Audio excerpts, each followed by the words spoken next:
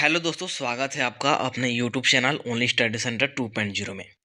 तो इस वीडियो में हम लोग क्लास ट्वेल्थ इकोनॉमिक्स का हम लोग यहाँ पर शर्मा गेस्ट पेपर का सब्जेक्टिव क्वेश्चन देखने वाले हैं चैप्टर 1 से। चैप्टर का नाम क्या है? परिचय यानी कि इंट्रोडक्शन। हम लोगों ने इसका एमसीक्यू का सोल्यूशन देख लिया है। एमसीक्यू का सोल्यूशन मैंने आप लोग को करा दिया है। अभी तक आप लोगों ने उस वीडियो को नहीं देखा तो जाकर के चैनल पर देख लीजिएगा, और साथ ही उसका वीडियो का लिंक भी डिस्क्रिप्शन में मिल जाएगा, तो वहाँ से भी आप लोग देख सकते हैं। तो चलिए हम लोग इसमें सब्जेक्टिव को देखते हैं। चलिए वीडियो को स्टार्ट करते हैं, और वीडियो को स्टार्ट करने से पहले हमारे चैनल पर नए हो तो चैनल को सब्सक्राइब करके जो रख लीजिएगा, साथ ही वीडियो को अपने दोस्तों के पास भी शेयर कर दीजिएगा और लाइक वगैरह भी कर दीजिएगा वीडियो पसंद आएगा तो। ठीक है, आपको मैं सारा करा दूंगा, ऑब्जेक्टिव सब्जेक्टिव सारमा गैस का और सारे चैप्टर का ही करा दूंगा। तो चलिए स्टार्ट कर देते हैं और एक एक करके डिस्कस करते हैं। और सारे क्वेश्चन इंपॉर्टेंट नहीं है, जैसे कुछ क्वेश्चन है कि एकदम ही फालतू है, मतलब आने लायक है ही नहीं, तो मैं उसको बता दूंगा कि कौन मतलब कि आने लायक नहीं है। बाकी आप लोग पढ़ सकते हैं सारे ही, तो मैं आप लोग को सारे करा दूंगा, लेकिन सारे पढ़ने की जरूरत नहीं है। ठीक है, चलिए यहाँ पर हम लोग देख लेते हैं। तो फर्स्ट नंबर क्वेश्चन क्या पूछ रहा है कि अर्थशास्त्र क्या है। क्या क्वेश्चन पूछ रहा है कि अर्थशास्त्र क्या है। तो ये उतना इंपॉर्टेंट क्वेश्चन नहीं है, ठीक, उतना इंपॉर्टेंट नहीं है। ये ऑब्जेक्टिव में बन लायक है, ठीक है ना। सब्जेक्टिव में ऐसा क्वेश्चन नहीं पूछेगा। पूछ रहा है कि अर्थशास्त्र क्या है। तो अर्थशास्त्र वह विज्ञान है जो मानव की आर्थिक क्रियाओं का अध्ययन करता है। और अर्थशास्त्र का बहुत सारा डिफिनीशन हो सकता है, मैंने आप लोगों को बताया था ऑब्जेक्टिव वाले सेक्शन में। जब आप लोग एनसीईआरटी खोल कर देखिएगा ना, तो वहाँ पर आप लोग को बहुत सारे डिफिनीशन मिलेंगे, अलग अलग प्रोफेसर के अनुसार अलग अलग वहाँ पर डिफिनीशन दिए गए हैं, और अलग अलग अर्थशास्त्री के अनुसार भी अलग अलग डिफिनीशन दिए गए हैं। और यहाँ पर ऐसा नहीं है कि जो इसमें आंसर दिया गया वही राइट होगा, आप लोग खुद से भी आंसर लिख सकते हैं, अलग अलग आंसर हो सकता है। आंसर तो वही होगा, मतलब लिखने का अलग अलग तरीका हो सकता है, कहने का ये मतलब है। ठीक है, यहाँ पर क्या बोल रहा है कि अर्थशास्त्र वह विज्ञान है जो मानव की आर्थिक क्रिया, और आर्थिक क्रिया क्या होता है ये मैंने आप लोग को बता रखा है ना। तो आर्थिक क्रियाओं का अध्ययन करता है। आर्थिक क्रियाओं का अध्ययन ही क्या है? अर्थशास्त्र है, ऐसा बोल सकते हैं। नेक्स्ट क्वेश्चन की बात कर लेते हैं। तो नेक्स्ट क्वेश्चन कौन सा है? अर्थशास्त्र की दो व्यापक शाखाओं का नाम बताया। मतलब कि अर्थशास्त्र दो पार्ट में डिवाइडेड है, मैंने आप लोगों को बताया था। तो कौन कौन सा? व्यष्टि अर्थशास्त्र और समष्टि अर्थशास्त्र। यानी कि व्यष्टि को क्या बोलते हैं? व्यष्टि को बोलते हैं हम लोग माइक्रो इकोनॉमिक्स, और समष्टि को क्या बोलते हैं? समष्टि को बोलते हैं मैक्रो इकोनॉमिक्स। तो इन्हीं दोनों का नाम लिख देना था। ठीक है, नेक्स्ट क्वेश्चन है कि व्यष्टि अर्थशास्त्र या सूक्ष्म अर्थशास्त्र क्या है। व्यष्टि अर्थशास्त्र बोलिए या फिर सूक्ष्म अर्थशास्त्र बोलिए, दोनों एक ही बात है ना। व्यष्टि को ही हम लोग सूक्ष्म बोलते हैं, क्यों? क्योंकि हम लोग इंग्लिश में इसको बोलते हैं माइक्रो, और माइक्रो का मतलब क्या होता है? माइक्रो का मतलब ही सूक्ष्म होता है। तो वही पूछ रहा है कि व्यष्टि अर्थशास्त्र का मतलब क्या होता है। तो मैंने आप लोग को ऑब्जेक्टिव वाले में ही बता रखा है कि व्यष्टि जब भी बोले तो इसका मतलब होता है एक इकाई का अध्ययन। व्यष्टि शास्त्र में हम लोग एक इकाई का अध्ययन करते हैं, चाहे वो एक उपभोक्ता हो या फिर कोई भी हो, एक फर्म हो, एक उपभोक्ता हो, कुछ भी। तो हम लोग एक इकाई का बात करेंगे, व्यक्तिगत की बात करेंगे। तो देख लीजिए वही आंसर यहाँ पर दिया होगा। सूक्ष्म या व्यष्टि अर्थशास्त्र अ, अर्थशास्त्र की वह शाखा है जिसमें व्यक्तिगत इकाइयों, देख लीजिए बोल दिया ना, व्यक्तिगत इकाइयों का अध्ययन किया जाता है, जैसे एक उपभोक्ता, एक उत्पादक आदि। जो मैंने आप लोग को बताया वही यहाँ पर लिखा गया है।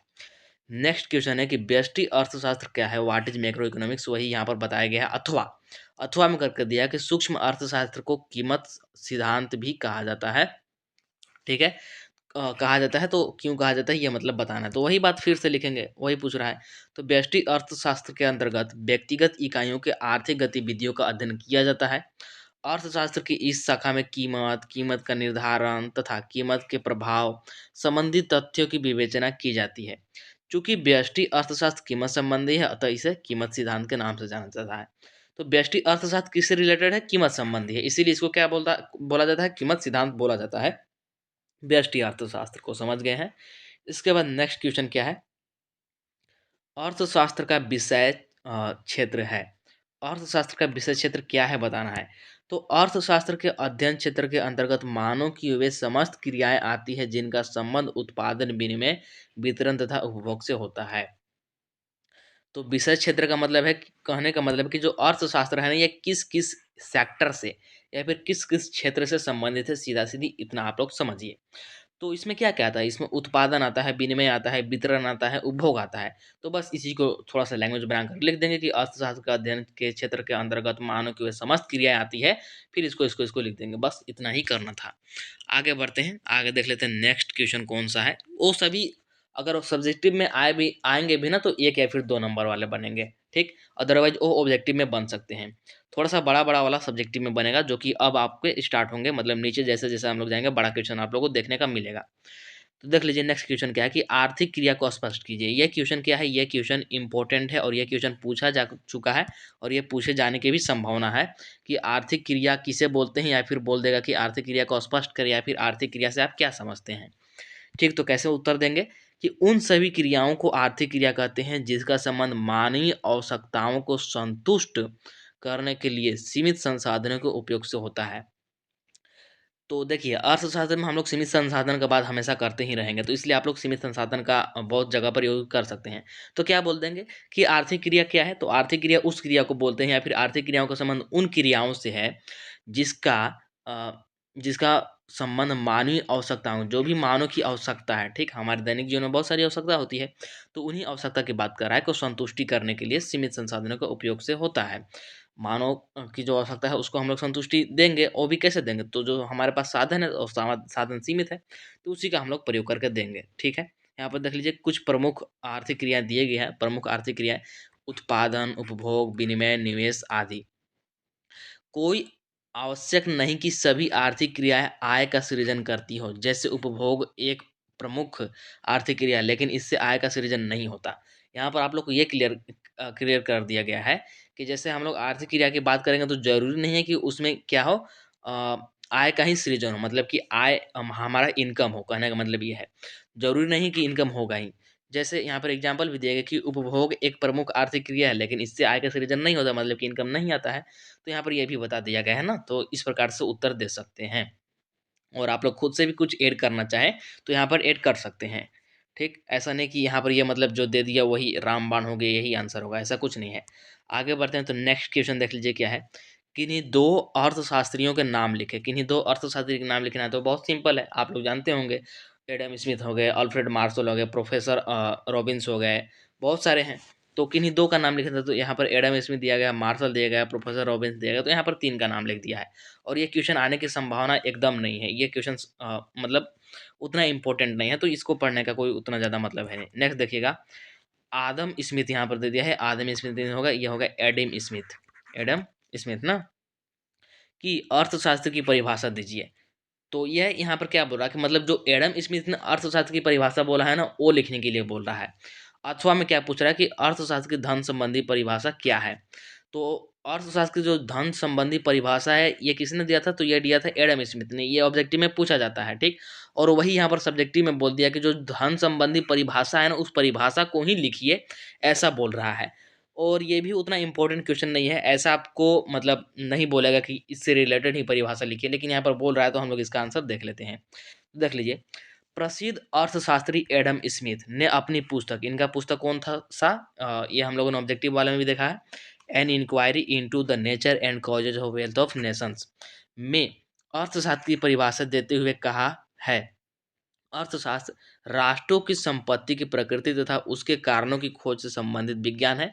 दूसरे शब्दों में अर्थशास्त्र वह विज्ञान है जो राष्ट्रों के धन के कारणों तथा इनकी प्रकृति की जांच का प्रयत्न करता है। इसी आधार पर यह कहा जाता है कि अर्थशास्त्र धन का विज्ञान है। ठीक, तो ये इन्होंने परिभाषा दिया था एडम स्मिथ ने। तो ये भी उतना इंपॉर्टेंट नहीं है, बट दिया गया था तो हम लोगों ने यहाँ पर डिस्कस कर लिया। नेक्स्ट क्वेश्चन देख लीजिए क्या है कि मार्शल द्वारा अर्थशास्त्र की परिभाषा क्या है। ये भी उतना इंपॉर्टेंट नहीं है। आपको ये कभी नहीं बोलेगा फाइनल बोर्ड एग्जाम में कि इसके द्वारा दिया गया अर्थशास्त्र की परिभाषा लिखिए। ऐसा तो जरूरी नहीं है, बच्चा थोड़ी रट के जाएगा कि इसने क्या बोला था, इसने क्या बोला था। हमारा जो मन वो लिखेंगे, लेकिन यहाँ पर दिया गया तो हम लोग डिस्कस कर लेते हैं। देखिए क्वेश्चन मतलब इसका उत्तर क्या होगा कि मार्शल ने अर्थशास्त्र में मनुष्य तथा उसके कल्याण को प्रमुख स्थान दिया है और प्राचीन अर्थशास्त्रियों की परिभाषाओं की त्रुटियों को दूर करने की चेष्टा की। मार्शल ने अपनी प्रसिद्ध पुस्तक प्रिंसिपल ऑफ इकोनॉमिक्स, ये याद रखिएगा, ऑब्जेक्टिव में ये पूछा जाता है, जो अल्फ्रेड मार्शल है इनके द्वारा रचित पुस्तक का नाम तो प्रिंसिपल ऑफ इकोनॉमिक्स, ठीक, में अर्थशास्त्र की परिभाषा इस प्रकार दी है। अर्थशास्त्र जीवन के साधारण व्यवसाय में मानव के कार्यों का अध्ययन करता है, बस इतना ही। और आगे आप लोग खुद से कुछ कुछ जोड़ सकते हैं। तो ये उतना इम्पोर्टेंट था नहीं, नेक्स्ट क्वेश्चन देख लीजिए कि प्रोफेसर रॉबिन्स ने अर्थशास्त्र को कैसे परिभाषित किया। मतलब यहाँ पर सारे प्रोफेसर द्वारा जितने भी अर्थशास्त्र की परिभाषा दिया गया तो वो सारे क्या ही यहाँ पर पूछ लिया जाता है, मतलब कि पूछ लिया गया है। और अथवा में करके दिया कि अर्थशास्त्र की दुर्लभता एवं चयन संबंधी परिभाषा दिए। तो जो अर्थशास्त्र की दुर्लभता एवं चयन संबंधी परिभाषा है ना, ये दिया था रॉबिन्स ने, और उसी को यहाँ पर पूछ रहा है। सिंपल सी बात है। तो अथवा बोले जी या फिर मेन प्रश्न बोले जी, दोनों एक ही बात बोल रहा है। तो देख लीजिए, थोड़ा सा इसको भी देख ही लेते हैं कि प्रोफेसर रॉबिन्स ने बताया कि अर्थशास्त्र उद्देश्यों के बीच तटस्थ होता है। उन्होंने अर्थशास्त्र की परिभाषा देते हुए बताया, अर्थशास्त्र वह विज्ञान है जो लक्ष्यों एवं सीमित संसाधनों जिनके वैकल्पिक प्रयोग हैं के संबंध में मानव व्यवहार का अध्ययन करता है। सिर्फ आप लोग इतना रखिए, इतना याद रखिए, मतलब ऑब्जेक्टिव में भी काम आ जाएगा और आप लोग इससे ही मतलब लंबा चौड़ा आंसर बना सकते हैं। सिर्फ ये 2 लाइन याद रखिए, बाकी खुद से भी बना लीजिएगा, ठीक है। तो इसको ज़्यादा डिस्कस नहीं करते हैं क्योंकि ज़्यादा इंपॉर्टेंट है नहीं, फिर भी आप लोग को स्क्रीनशॉट लेना हो या फिर वीडियो को स्टॉप करके देखना हो तो देख लीजिएगा। नेक्स्ट क्वेश्चन की ओर आगे बढ़ते हैं। तो देख लीजिए नेक्स्ट क्वेश्चन क्या है कि अर्थशास्त्र का संबंध दुर्लभता की अथवा दुर्लभता की अवस्था में चयन करने से है, समझाएं। और अथवा में यहाँ पर करके दिया गया है कि अर्थशास्त्र चयन का तर्कशास्त्र स्पष्ट करे, चयन की समस्या क्यों उत्पन्न होती है या फिर चुनाव की समस्या क्यों उत्पन्न होती है। तो ये क्वेश्चन ना, ये आपका इंपॉर्टेंट क्वेश्चन है, ये इंपॉर्टेंट क्वेश्चन है। अथवा में जो दिया गया है, अथवा में से कोई भी एक क्वेश्चन करके पूछ दिया जाता है और ज़्यादातर यही पूछा जाता है कि चुनाव की समस्या क्या है, ये बताइए। तो चुनाव की समस्या क्या होता है, मैंने आप लोगों को बताया था। जैसे आपके पास पैसे कम है, तो पैसे कम है तो आपको वहाँ पर चुनाव की समस्या उत्पन्न होगी। जैसे आपके पास 10 रुपये हैं, 10 रुपये हैं, मान लीजिए आपको एक पेन खरीदना हो सकता है, मान लीजिए आपको एक कॉपी खरीदना होगा, मान लीजिए कुछ और चीज़ें खरीदना होगा, तो आपको यहाँ पर चूज करना पड़ेगा कि एक्चुअली खरीदे तो खरीदेगा, क्योंकि आपके पास लिमिटेड पैसा है, सिर्फ 10 रुपये हैं, तो आपको यहाँ पर चूज करना पड़ेगा। तो वही चुनाव की समस्या होती है और इसी से रिलेटेड हम लोग यहाँ पर आंसर देंगे। तो ये थोड़ा सा इंपॉर्टेंट क्वेश्चन है, देखिएगा इसको ध्यान से। अर्थशास्त्र मुख्य रूप से दुर्लभता की अवस्था में चयन से जुड़ा होता है। यही कारण है कि कई विद्वानों ने इसे चयन का तर्कशास्त्र कहा है। चूंकि साधन सीमित है, साधन क्या है, सीमित है। अर्थशास्त्र में हमेशा यही बात बोला जाएगा कि साधन सीमित है, तो इसको आप लोग ध्यान रखिएगा और यह आप लोग बहुत जगहों पर यूज कर सकते हैं इस शब्द को। है तथा आवश्यकता है अनंत, मतलब कि आवश्यकता है अनंत का मतलब है कि आवश्यकता हमारी की है असीमित है। अतः ऐसी स्थिति में अधिकाधिक संतुष्टि प्राप्त करने के, मतलब कि अधिक से अधिक संतुष्टि प्राप्त करने के लिए व्यक्ति को सीमित संसाधनों में से उपयुक्त विकल्प के चयन की समस्या से जूझना पड़ता है। कहने का मतलब है कि आपको अधिक संतुष्टि हो कम पैसे में ही, तो उसके लिए आपको अच्छा विकल्प चुनना होगा जिससे कि आपको ज़्यादा संतुष्टि मिले। ऑब्वियसली बात है, यही समस्या अर्थशास्त्र की मूल समस्या है। चयन की समस्या साधनों की दुर्लभता अथवा अभाव से संबंधित है। अर्थशास्त्र के नियम एवं सिद्धांत इसी चयन की समस्या के तार्किक समाधान का मार्ग प्रशस्त करते हैं।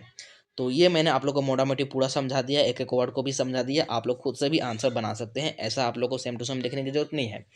अगर आप लोग को समझ में आ गया जैसा मैंने आप लोग को समझाया, तो आप लोग खुद से भी अपना डिफिनेशन तैयार कर सकते हैं, अदरवाइज इसको भी लिख सकते हैं, कोई प्रॉब्लम नहीं है। नेक्स्ट क्वेश्चन की ओर आगे बढ़ते हैं। तो यहाँ पर आपको एक पर्टिकुलर टॉपिक पर क्वेश्चन इधर दिए गए हैं। टॉपिक कौन सा है, अर्थव्यवस्था की केंद्रीय समस्या, सेंट्रल प्रॉब्लम ऑफ इकोनॉमिक। और ये कितनी केंद्रीय समस्याएं होती हैं, तो मैंने आपको ऑब्जेक्टिव वाला में ही बता कर रखा है कि हमारे पास 3 केंद्रीय समस्या होती है। कौन कौन से, सबसे पहला तो होता है कि क्या उत्पादन करें और कितनी मात्रा में करें, ठीक। फिर कैसे उत्पादन करें और किसके लिए उत्पादन करें, ये 3 केंद्रीय समस्या होती है। और इसको आप लोग को 100% याद होना चाहिए। ऑब्जेक्टिव में भी पूछा जाता है, सब्जेक्टिव में भी पूछा जाता है, तो बहुत इंपॉर्टेंट है ना। तो उसी से रिलेटेड इधर सारा क्वेश्चन दिया गया है और इससे एक क्वेश्चन आपके बनेंगे और इसमें से बड़ा क्वेश्चन बनेगा। 3 मार्क्स का, 5 मार्क्स का ऐसा क्वेश्चन बन सकता है। तो देख लीजिए, यहाँ पर देखते हैं हम लोग क्या है कि अर्थव्यवस्था की किन्हीं 3 केंद्रीय समस्याओं को लिखे। ये इंपॉर्टेंट क्वेश्चन है ना, इंपॉर्टेंट है, लगा लीजिएगा। तो अर्थव्यवस्था की किन्हीं 3 केंद्रीय समस्याओं को लिखे। तो मैंने अभी तुरंत आप लोगों को बताया, बस उसी तीनों को यहाँ पर छाप देना, जो मैंने आप लोगों को बताया ना वही होगा। तो किसी अर्थव्यवस्था की यहाँ पर 2 नहीं होगा, 3 होगा ना, 3 केंद्रीय समस्या निम्न है। कौन कौन से, पहला कि किन वस्तुओं का उत्पादन किया जाए और कितनी मात्रा में, जैसा कि मैंने आप लोगों को बताया। फिर उत्पादन कैसे करें, चयन करना होता है उत्पादन, तो ये हो गया।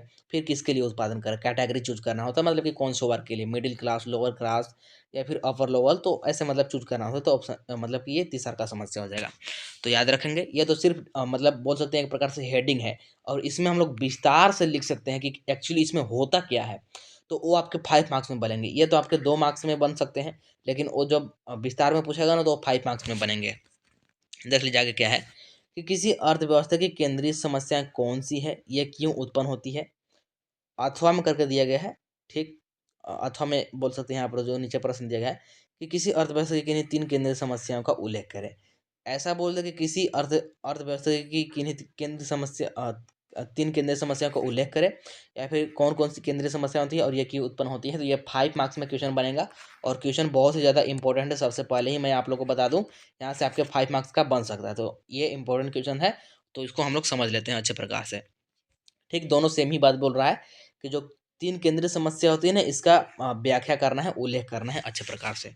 तो केंद्रीय समस्या तो वही 3 होती है, तो सबसे पहले वही लिख देंगे कि एक अर्थव्यवस्था के समक्ष निम्नलिखित केंद्रीय समस्या होती है। यहाँ पर दिया गया है कि संसाधनों के आवंटन की समस्या, क्या उत्पादन किया जाए अर्थात उत्पादन के वस्तु की चयन की समस्या, कैसे उत्पादन किया जाए अर्थात उत्पादन के तकनीकी के चयन की समस्या, फिर है किसके लिए उत्पादन किया जाए अर्थात उत्पादन के वितरण की समस्या, फिर है संसाधनों का पूर्ण और कुशलतम प्रयोग का समस्या, इसके बारे में लिखा गया है। देख लीजिए, इसमें भी हम लोग थोड़ा थोड़ा घुसा करके लिख सकते हैं, जैसे कि क्या उत्पादन किया जाए, क्या उत्पादन किया जाए, तो मतलब कहने का क्या मतलब होगा, इसमें हम लोग डिटेल में लिखेंगे कि इसमें जैसे क्या बोलते हैं, दैनिक जीवन में उपयोग होने वाली वस्तु, या फिर सैन्य स्वयं प्रक्रिया होने वाली वस्तु, ऐसे इसमें अंदर करके लिख सकते हैं। फिर कैसे उत्पादन किया जाए, मतलब कि हम लोग श्रम लगा कर उत्पादन करेंगे या फिर मशीन लगा करके उत्पादन करेंगे। फिर ऐसे आप लोग का तीसरा काम किया जाए कि कौन सा कैटेगरी के लिए हमको उत्पादन करना है, और ऐसे मतलब लिख सकते हैं। और इसको मैंने 5 मार्क्स में क्या बोलते हैं, इंपॉर्टेंट क्वेश्चन वाले में करा करके रखा हुआ है। आगे देख लीजिए दूसरा का क्या है, संसाधनों के पूर्ण और कुशलतम उपयोग का समस्या। किसी अर्थव्यवस्था की स्थिति संसाधनों के उपलब्ध होने पर ही निर्भर नहीं करती, बल्कि यह संसाधनों के पूर्ण और कुशलतम प्रयोग पर निर्भर करती है। उदाहरणार्थ, मतलब कि उदाहरण दिया है, मानव संसाधन के पूर्ण और कुशलतम प्रयोग द्वारा जनसंख्या को उत्पादक जनसंख्या में बदला जा सकता है।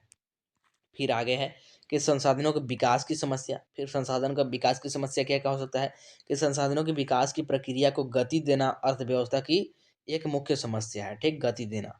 कुछ संसाधन जैसे ऊर्जा एवं प्राकृतिक संसाधन दुर्लभ होते हैं, उनका संरक्षण एवं विकास आवश्यक है। उसी प्रकार जनसंख्या को कुशल मानव संसाधन के रूप में विकसित करना भी आवश्यक होता है। फिर है कि आर्थिक समृद्धि की समस्या। तो समस्त आर्थिक क्रियाकलापों का प्रमुख उद्देश्य होता है आर्थिक समृद्धि। आर्थिक समृद्धि से समाज के सभी लोगों को लाभ हो, इस दिशा में नीति निर्धारण की भी एक प्रमुख आर्थिक समस्या होती है। अब यहाँ पर कारण बताया गया है कि एक्चुअली ये उत्पन्न क्यों होती है केंद्रीय समस्याएं। तो अर्थव्यवस्था की उपयुक्त समस्या निम्नलिखित कारणों से उत्पन्न होती है। मतलब कहने का मतलब है कि अर्थव्यवस्था में केंद्रीय समस्या उत्पन्न क्यों होती है, उसका कारण दिया गया। तो कौन कौन से, यहाँ पर 2 कारण आपको दिए गए हैं।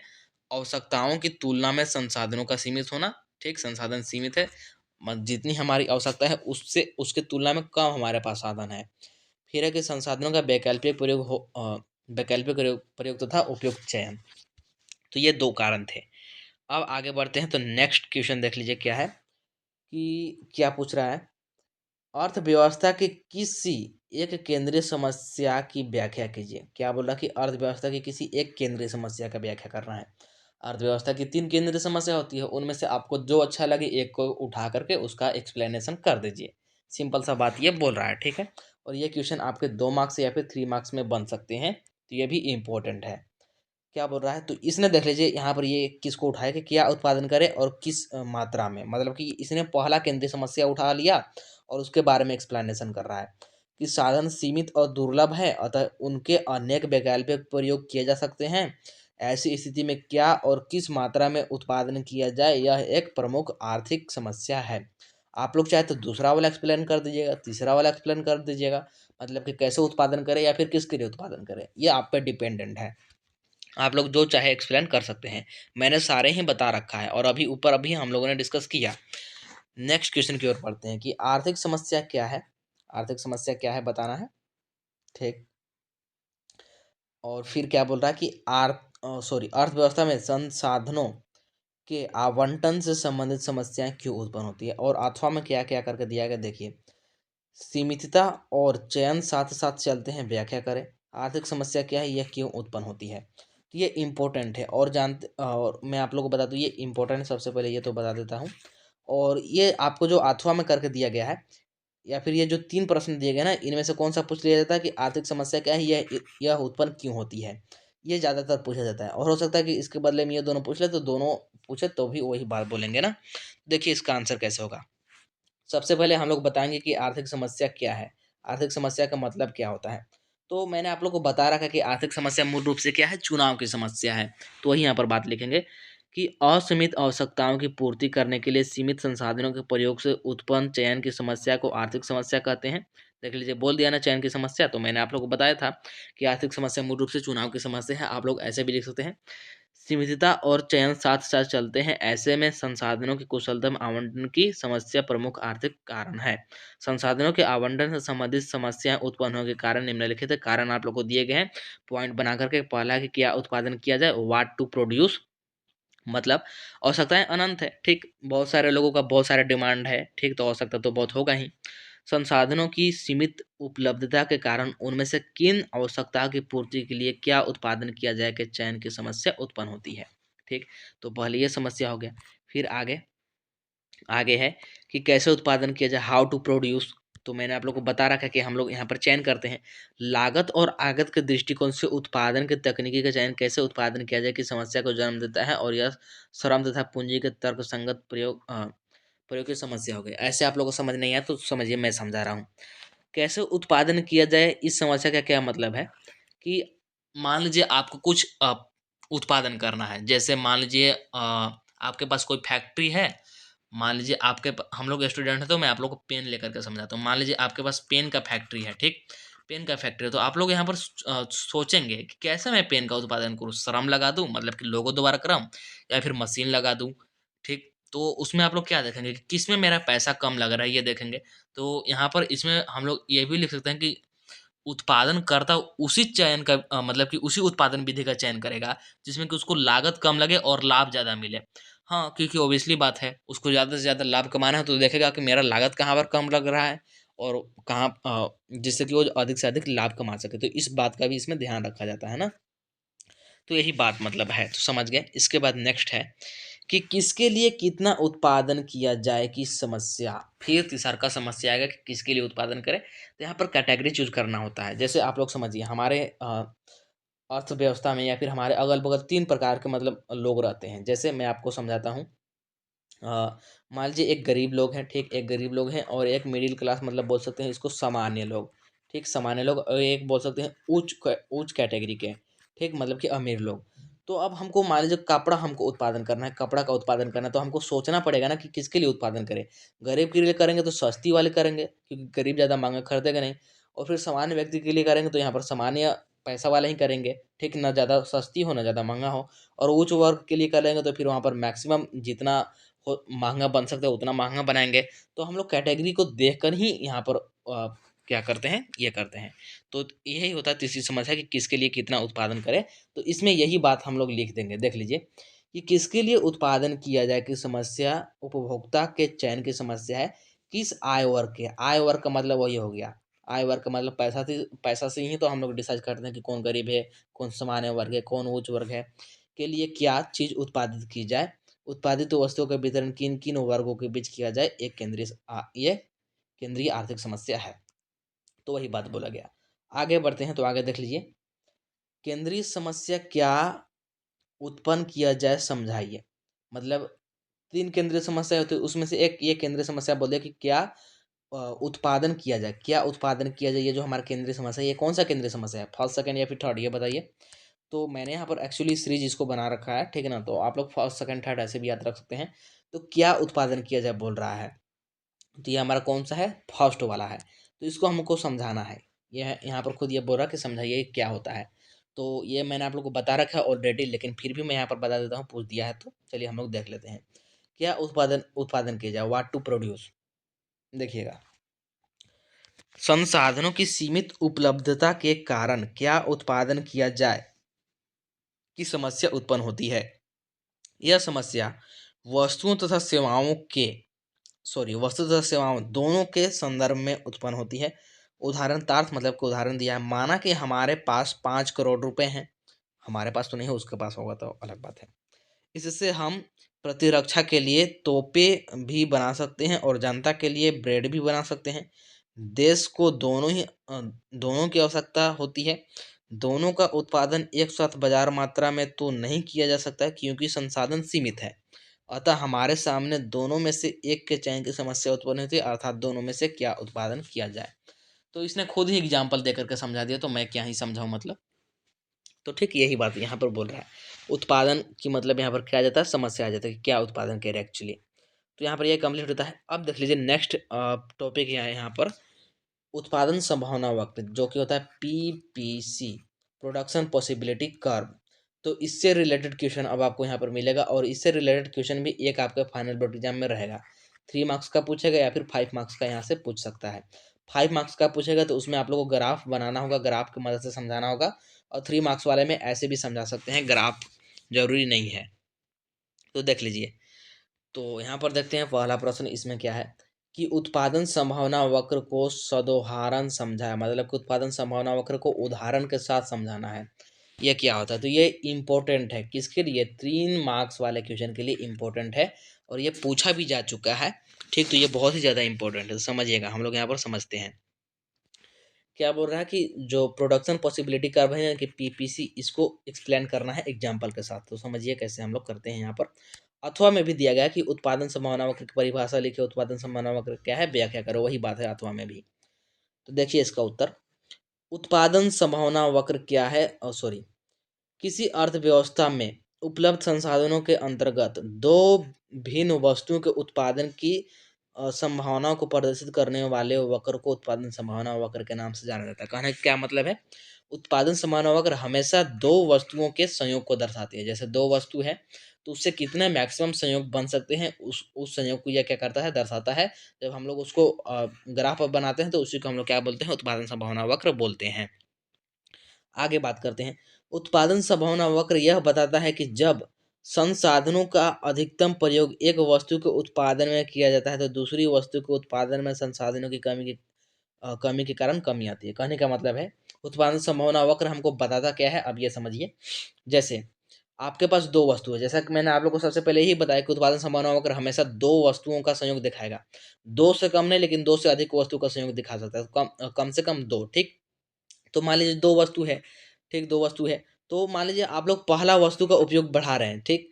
मान लीजिए पहले आप लोग इसका 5 यूनिट उपयोग करते थे और इसका 2 यूनिट उपयोग करते थे। इसको ले लेते हैं 10 यूनिट, 10 यूनिट ले लेते हैं, तो ऐसे बेटर समझ में आएगा।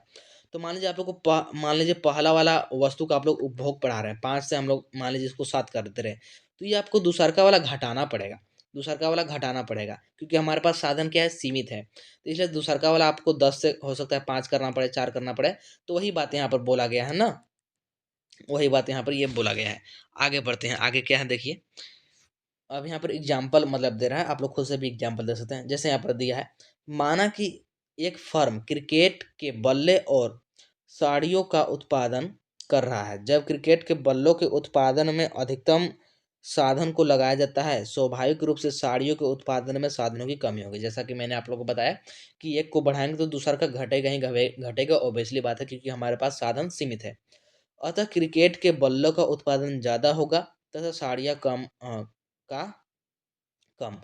उसी प्रकार जब साड़ियों के उत्पादन में अधिकतम संसाधनों का प्रयोग किया जाता है तो बल्लों के उत्पादन में कमी आती है। तो वही बात यहाँ पर बोला गया है, और इसको आप लोग एक फिगर की मदद से समझा सकते हैं। और उत्पादन संभावना वक्र जो होता है ना, ये हमेशा ऐसे होता है, ठीक, ऐसे मतलब अवतल टाइप का होता है ना। तो ऐसे आप लोग एग्जाम्पल दे करके समझा सकते हैं, और कुछ भी एग्जाम्पल दे सकते हैं, जरूरी नहीं कि यहाँ पर जो दिया गया है। कोई भी एग्जाम्पल दे दीजिएगा और थोड़ा सा उसको बड़ा करके लिख दीजिएगा, ठीक ना, तो थोड़ा सा बड़ा भी दिखेगा। और ये जो क्वेश्चन है नहीं, ये 5 मार्क्स के लिए क्वेश्चन था एक्चुअली। आगे बढ़ते हैं, नेक्स्ट क्वेश्चन क्या है उत्पादन संभावना वक्र की दो विशेषताओं का उल्लेख करें। उत्पादन संभावना वक्र का दाहिनी ओर ढालू होना क्या प्रदर्शित करता है, अथवा और क्या दिया गया है, उत्पादन संभावना वक्र अक्ष केंद्र की ओर अवनतोत्तर क्यों दिखाई देता है। ठीक, अवनतोत्तर का मतलब होता है कॉनकैव। क्या होता है, कॉनकैव। यहाँ पर दिया भी गया है, आप लोगों को यहाँ पर दिख रहा होगा। तो तीनों क्वेश्चन का वही मतलब है, सेम टू सेम, मतलब कि उत्पादन संभावना वक्र की विशेषता का यहाँ पर हमको बताना है। ठीक, तो देख लीजिए क्या हुआ। उत्पादन संभावना वक्र अक्ष की ओर नदोत्तर यानी कि कॉनकेव होता है। इसका अर्थ है कि जब हम किसी एक वस्तु वस्तु क्या है, एक्स का उत्पादन बढ़ाना चाहते हैं तो हमें दूसरी वस्तु वाई के उत्पादन में कमी करनी होगी। जैसा मैंने आप लोगों को बताया था, वस्तु एक्स के प्रत्येक इकाई के उत्पादन के लिए दूसरी वस्तु वाई के उत्पादन में उत्तरोत्तर अधिक मात्रा में कमी होती जाती है। इसके अतिरिक्त उत्पादन बढ़ने के साथ साथ उत्पादन के साधनों की सीमित उत्पादकता भी कम होती जाती है और सीमांत अवसर लागत बढ़ती जाती है। इसके कारण उत्पादन संभावना वक्र अक्ष मूल बिंदु की ओर क्या होता है, नोदोत्तर होता है। ठीक, फिर दूसरा है, दूसर का विशेषता, उत्पादन संभावना वक्र बाईं से दाईं ओर गिरता है। ऐसे होता है ना, ऐसे ऐसे बोल सकते हैं। ठीक, ऐसे भी होता है। तो ये मतलब यह तालिका पर डिपेंड करता है कैसा बनेगा, मतलब ये ऐसे होता है, बाएं से दाएं होता है। तो देखिएगा क्या है कि उत्पादन संभावना वक्र का दाहिनी ओर ढालू होना यह बताता है कि संसाधनों की उपलब्धता सीमा में एक वस्तु के उत्पादन में वृद्धि होने, आगे बढ़ते हैं, से दूसरी वस्तु के उत्पादन में कमी होती है। एक बढ़ेगा तो दूसरा घटेगा। उपलब्ध सभी साधनों के कुशलतम प्रयोग की स्थिति में दोनों वस्तु का उत्पादन एक साथ नहीं बढ़ाया जा सकता। आगे बढ़ते हैं, नेक्स्ट है, उत्पादन संभावना वक्र की क्या मान्यताएं हैं, यानी कि अजम्पशंस बताना है। ठीक, इसकी क्या क्या मान्यता है, देख लीजिए। यहाँ पर चार मान्यताएं दी गई है। तो क्या है, उत्पादन संभावना वक्र की अवधारणा निम्नलिखित मान्यताओं पर आधारित है।